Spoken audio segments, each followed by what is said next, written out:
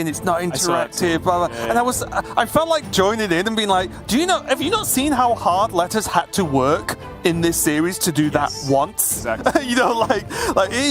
This deck does not just do this every game, right? You have to work super hard. Yes, there are some draws that you can get that make it easier, but if you watch Leta, he plays in a very, what I would deem a non-standard way to play this deck, even though what does that even mean right now? But he has to do crazy things to set these potential turns up. So even though the turn itself might look so powerful, it's like the strongest thing you've ever seen in Hearthstone, everything leading up to that is all Leta, right? Or all the pilot of Miracle Priest, should I say, even just outside of Leta himself. So although the deck does look crazy, I do just want to make sure everyone's just watching some of the turns leading up to this, just to see that it's all been set up for. Yeah, after seeing our wonderful chat's reaction to that turn as you did, I did start to understand why every cool combo deck in the history of Hearthstone has got nerfed, right? If that's the reaction, it's like, oh, screw all the hard work they have to do to get there. Look how toxic the thing they do is. I'm like, no, it's just cool and powerful. Let me do it. But yeah, they did also all spam Sad Face when I drew Sad Face on Casey, though, so they're forgiven. Yeah, they are redeemable. That's what the chat always reminds us.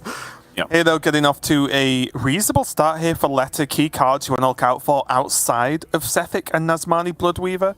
For me, really is just that palm reading. Reduces the whole hand without a Bloodweaver, so Leta can potentially do things earlier in the game to start things off.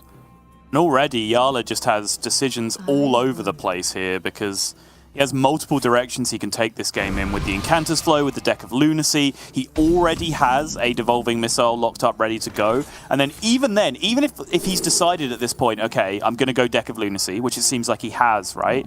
There was the opportunity just to pass that turn even, right? So that he can use his Arcane Intellect to draw Deck of Lunacy cards as opposed to drawing natural cards from his deck. There is, an argument to say, well, there is still a second Devolving Missiles in his deck, which is almost more powerful than any of the nonsense Lunacy spells that he can pick up in this matchup.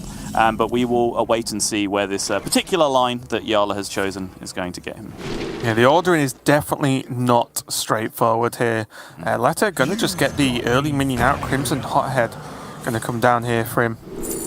And just be the first person to actually stick a threat on the board, which again, we've seen the power of Crimson Hothead against Mage. Jarla can't really ignore this. Although he could just Libra of Justice it, but right now, I think that might be the sickest draw against Leta's specific deck. That is pretty sick, it has to be said, yeah. This is immediately interesting, right, though, that Leta just plays out a minion straight away, which is going to be the first minion to die, arguably. So even with Raise Dead in hand, it's then going to interfere with his Raise Dead pool. But, this is something he specifically mentioned to me, is just playing one medium-sized minion at a time is reasonable, because you can try and force out the Devolving Missiles. And even if it's going to happen, right, it's not like I can just play out my minions one by one. Like, if I play a Nazmani here, it's going to get Devolving Missile just the same. So there's no real harm in just playing out these mid-range minions and just speculating with them a little bit, try and get some pressure going. Well, also as well, it doesn't, even if it dies in the fashion it has, so naturally, I'll say, and not been devolved, it doesn't mess with his rally. Right, because it's a 4-drop, which is good. I think if that minion messed with his rally, there'd be a lot more discussion as to whether you should do it or not. But because it doesn't, it's very, very safe to play out.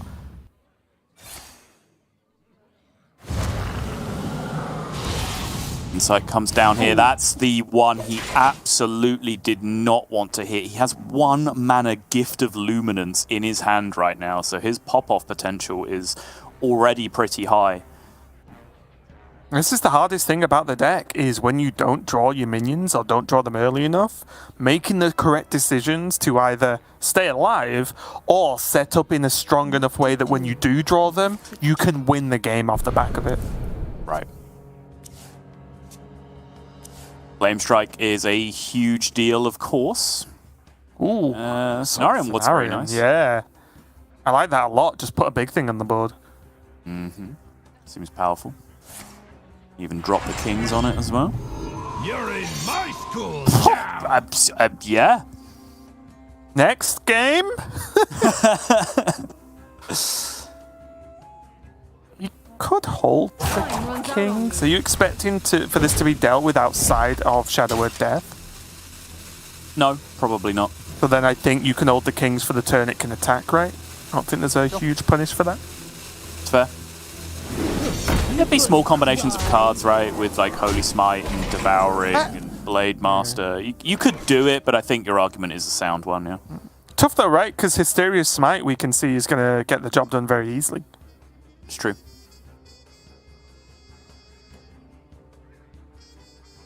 That's Nazmani, though. And if I know something about Leta over the past couple of days, it's that he just plays stuff. Like, it won't surprise me for him to just play Nazmani out after this turn's done.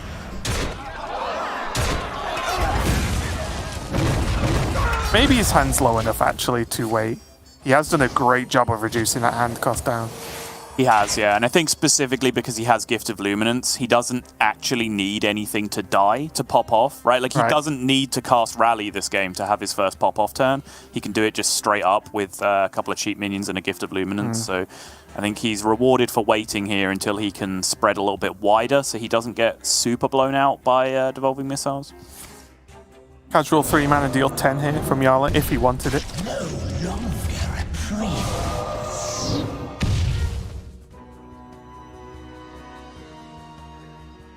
Looks like a cram session to me. I think Jarla just wants to keep drawing cards, right? Agreed. His deck is Lunaseed and Flowed in the good order, so card draw is insane right now, in my opinion. The quality of card that you draw is just through the roof. You can pay 2 mana to draw 1 card, and you immediately ramp mana again, right? Like, you get that mana back and more from the first card that you draw with the way that your deck is built right now.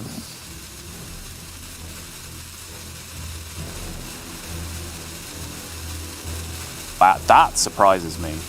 I struggle to fathom a turn that you would want to spend 8 mana on playing Deep Freeze with the way your deck is built right now. Yeah, I'm trying to...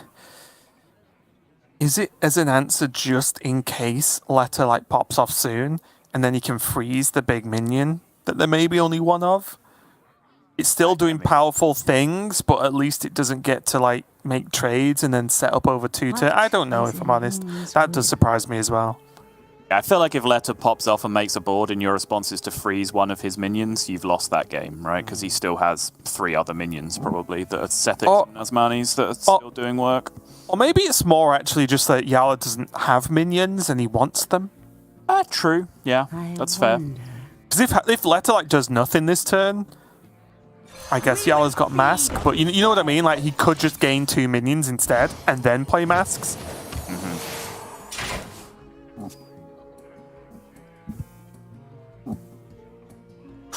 Initiation? Hello? Go. Jarla, if you don't initiation this, I'm going to be annoyed. I mean, I guess he won't, right? Because he played Kings. Yeah, it's cute, and it also means that like he's killing it as opposed to devolving it, right? And he might feel like he wants to devolve it. He might not, because he might feel like he wants to devolve Sethics more so than Nazmani's here. But the problem is, if he kills the Nazmani, as soon as a Sethic comes down, Leta can just go Sethic, Rally, Gift of Luminance, etc., etc., etc., right? And the turn happens before you get to interact with the Sethic, because Leta has so much mana available already. What if he freezes it? Where does that get us? Sure, I can see that. I think you just have to devolve it, though. You just need it out of the pool. Runs out on me. I guess freezing it doesn't even put it in the pool in the first place, though. What did I tell you before we went on air? I warned you about this. Oh, sounds so sinister all of a sudden. Well, here comes Celestial Alignment. I guess that's one reason to take Deep Freeze. Wait. Oh, okay. Yeah, that's really cute. I didn't okay. I was on board. I'm like, okay, I saw this play and I thought it was cool, but it was just kind of missing that little something. But I absolutely did not account for the idea that the Nazmani would discount one of the 1-mana spells at the end of the turn to a 0-mana spell, which if it was Mask was just lethal, right? Just straight up on that turn. So yeah, I think that's a very, very good in the end for Jarla. Very, very nicely done. While we were memeing about Scow's accents, Jarla was all business. Absolutely found the good line there, and the Deep Freeze, borderline irrelevant, but you can at least see where his head was at in the end there with the Celestial Alignment play, absolutely locking out the game alongside the Nazmani Bloodweaver. Happy to see Jarla making us look stupid in terms of the quality of his play, because I don't think he has been at absolute top-level Jarla so far this season. So love to see plays like that coming out from him. Very nicely done. Yeah, and what interests me greatly here in this game is it showed Jarla's frame of mind very early on how he wants to do this matchup. Yes, you can't choose to just lunacy every game, but when he had the choice to lunacy, he went for it. He didn't choose to play like the honest mage game, if that makes sense, of just reducing his actual deck down with incanters and then burning. He didn't want to play that game. He preferred to actually choose lunacy when he could have gone a different route, and that obviously, as we can see, led to a lot of the part of him winning the game with all those incredibly cheap spells. So again, I'll be interested to see if the option comes up again. Is this just what Jarla thinks of the matchup? If I lunacy and you know, there's a reasonable support in hand kind of around that, he just goes for it, and that's just the decision there and then. He just doesn't want to play burn mage against it. It's just interesting to see, because I think all these players just generally don't have a lot of experience against Miracle Priest, right? That's a lot of testing to do in a short amount of time for one player. You know, I think while there were a lot of decisions to be made on the route that game, because he had the full whammy, right? He had flow, lunacy, card draw in hand. Because he also had a devolving missiles in hand, I think that made the decision quite simple, right? I think if you don't have a devolving missiles in hand, the decision as to whether to transform your entire deck becomes a more difficult one, because suddenly you're just kind of racing your Miracle Priest opponent as to who does the broken thing first, because neither of you are likely to have any counterplay to when the other person does the broken thing. Whereas having the devolving missiles available, I think, gives you that little bit of extra security, where you can say, okay, I'll start drawing some broken cards. They're unlikely to have answers for that, and if they're going to start popping off with Sethics and Nazmanis, I have that devolving missiles to completely shut down their game plan. Yeah, I do love the, as you said, draw broken cards. The Incanters was drawn on 2 for Jarla, so a good time in there. But in this game, Leta gets to coin out a Bloodweaver straight away, and this is something I don't actually think we've seen much from Leta on stream so far. Is this like super early minion start? Agreed. 2 shots here for Jarla. If he wants it, he can Ruined Orb face to look for devolving missiles. If he whiffs, he can play Wand Thief to look for devolving missiles. I guess you can Ruined Orb the minion and do the same thing, and then if you whiff on both, you can finish the turn with a Brain Freeze to at least kill it off. I think I like that option the best. That was the one I was looking at purely because it gives you the option to just kill the minion. And I think that even if there's no crazy turns here from Leta, just any reductions from Bloodweaver are going to be frustrating. Texas Blast, decent consolation prize, but not the big money. Needs the big potatoes here, does not hit it. That is very much small potatoes, Raven. I'm very confused how we transferred from big money to small potatoes. That is not a combination of sayings I'm used to.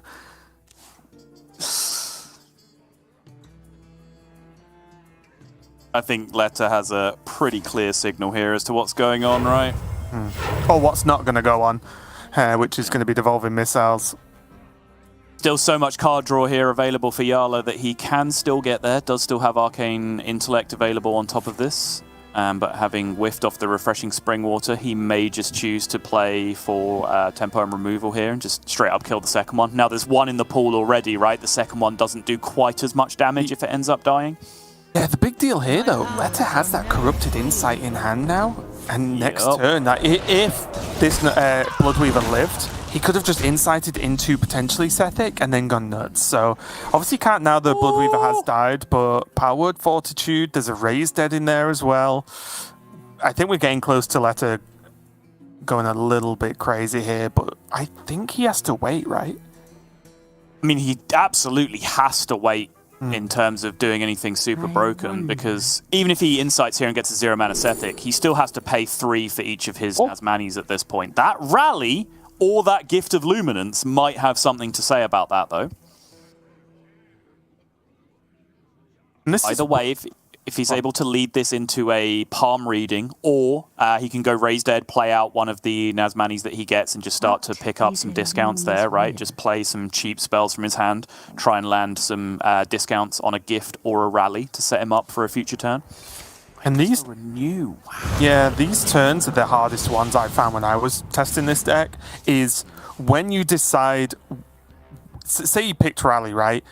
Do you just play Rally next turn? Do you play it the turn after? Do you play it the turn? You know, getting those moments to develop the minions on board is, I think, by far the hardest part of this deck.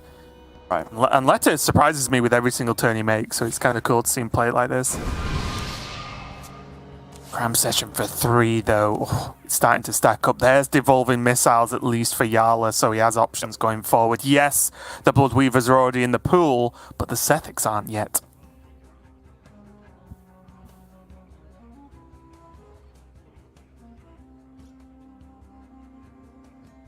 What to do? What to do? Tough turn for Jarla. It's really, really hard to turn down a Pexis Blast face for 7, summon a 5-drop, right? That just seems like such a powerful starting point to the turn, but equally so does the Cram Session when he's has the discount in his deck that he does. The reason I really like this option from Jarla is, you said Apexis Blast is deal 7 to face, summon a 5-drop. All I see is deal 7 to face, give your opponent a good Hysteria. True. Whereas I think this Aegwin is so much damage on board. This Phoenix is a nice complement to that because obviously it doesn't interact with Hysteria in any way. So it just removes one of the few options Leta can have to deal with the board here. Whilst, you know, there's still Apexis Blast in hand. There's a Mask there as well. Like, there's so much damage he's capable of right now. Could still be done with Powered Fortitude there. I believe Fortitude and Hysteria would have been a clear, right, if he'd have used it on the minion. But choosing to go more offensive with the Fortitude instead. This is just a better setup. It means he can keep his own Sethic on board, still guaranteeing the board clear. It's just a matter of whether he wanted that Sethic on the board this turn. Chooses to go for it. Now Jarla, though, has the 3 devolving missiles here just to remove Sethic from the game and from the Resurrect pool, because, correct me if I'm wrong, that is the first one to hit the board this game. I will not correct you, for you are not wrong. Yes!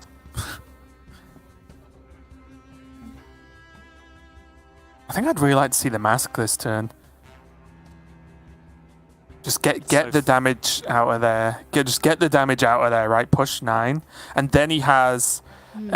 well, okay, it's not super clean, but he has chains of damage going forward. He can, like, Fireball Runed Orb next turn, or Apexis Blast Rune Orb with the Phoenix spell damage. Like, oh. Yep. How is Leta actually going to heal through that? It makes him need to heal, specifically outside of the hero power, right? Yeah, I like it. You deal 9 this turn, your opponent's at 10, and you have 13 built up on the following turn with a 8-mana Fireball. So 8 damage Fireball, 4 damage Runed Orb, and the ping. That's not it. Nope. And this is, I know we talk about this a lot, because guess what? We cast a lot of Mage, but this is also why it's good Mask timing. Look at what would happen if he wanted to Mask now, right? Boom, 6 more health on the board. Effectively, 6 more health on the hero, if you want to look at it in a very simple fashion. Yep. Now we're cooking. I like this, right? It doesn't seem to change the breakpoint on any one given burn spell, right? So just make the bigger minion. If it's multiple burn spells, you know you're dead anyway. So just might stick Apotheosis next turn, might win you the game. You never know, right? Got to go for it. Leta is not going to make it work this time, though. And an incredible run with Miracle Priest to get this far. I don't think anyone really expected him to make it out of a group. And never mind anything else going up against mages in his group, of course. But a huge congratulations to Jarla, just again and again, just proving he's got what it takes to not just do well, but to almost always do well, right? He's always in the top 8. Now he's going to be in the finals. He's just looking great once again in Grandmasters.